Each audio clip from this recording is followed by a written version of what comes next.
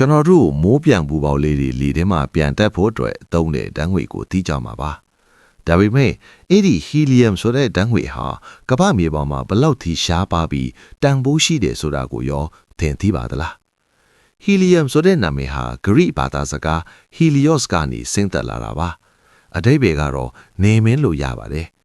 ထူးခြားတာကသိပ္ပံပညာရှင်တွေဟာဒီဓာတ်ငွေကိုကမ္ဘာပေါ်မှာမတွေ့ခင်နေမင်းကြီးရှိမှအရင်ဆုံးသွားတွေ့ခဲ့တာပါသူဟာစัจ java လာထဲမှာတော့ဒုတိယအပေါင်းများဆုံးဓာတ်ရှင်ပေါ့ဒါပေမဲ့ကမ္ဘာလေထုထဲမှာတော့သူကအယမ်းကိုပေါ့ပါလွန်းလို့လေထဲရောက်တာနဲ့အာကာသတွေကိုလွင့်စင်ထွက်ပြေးထွက်တတ်တဲ့အလွန်စုကလေးလေးတယောက်လိုပါပဲလေထုထဲမှာဖန်ရခက်တဲ့ဟီလီယမ်ကိုကျွန်တော်တို့ကဗမာသောရှာရမယ်လေအဖြေကတော့မြေအောက်မှာပါယူရေနီယမ်လိုရေဒီယိုတတိကျွတ်ဂျက်စင်တွေကနှစ်တန်းပေါင်းများစွာကြာအောင်ပျက်စီးရာကနေဘေးထွက်ပစ္စည်းအဖြစ်ဟီလီယမ်ထွက်လာပါတယ်အဲဒီဓာတ်ငွေတွေဟာတဘာဝဓာတ်ငွေ dream တွေထဲမှာပိတ်မိနေတတ်ကြပါတယ်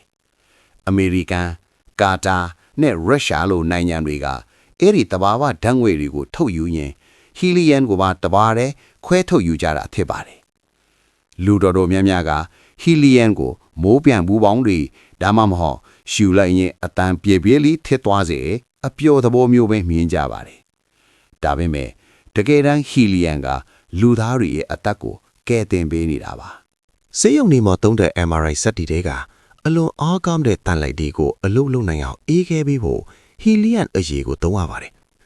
ဒါပြင်သင်္ကိုင်းကြရဲ့စမတ်ဖုန်းတွေက chip တွေထူလုပ်ဖို့နဲ့အာကာသသေးသွားမယ်ဒုံးပြန်အင်ဂျင်ဒီမှာလည်းဟီလီယမ်ကမရှိမဖြစ်ပါပဲသူသာမရှိတော့ဘူးဆိုရင်ကမ္ဘာနီးပညာကန္တာကြီးတစ်ခုလုံးရပ်တန့်သွားနိုင်ပါတယ်စိတ်မကောင်းစရာတစ်ခုကတော့ဟီလီယမ်ဟာပြန်လည်ဖြည့်တင်းလို့မရတဲ့အရင်းအမြစ်တစ်ခုဖြစ်နေတာပါပဲတခါသုံးပြီးတော့လီထဲလွန့်သွားရင်အာကာသထဲအထိရောက်သွားတာမို့ကျွန်တော်တို့စီပြန်မလာတော့ပါဘူးဒါကြောင့်သိပ္ပံပညာရှင်တွေကတော့ဒီရွှေရည်တန်းငွေလေးပြတ်လတ်သွားမှာကိုစိုးရိမ်နေကြပါတယ်နောက်ထပ်လည်းအခုလိုဘ ഹു တုတရတဲ့ဗီဒီယိုလေးတွေကိုတင်ဆက်ပေးသွားမှာခဲ့လို့အကောင့်ကိုလည်း follow လေးနှိပ်ပြီးသွားပါအောင်ဗျာနောက်ထပ်လည်းဘယ်လိုမျိုးဗီဒီယိုတွေကိုကြည့်ကျင်လဲဆိုတာ comment မှာရေးပေးသွားပါအောင်ဗျာ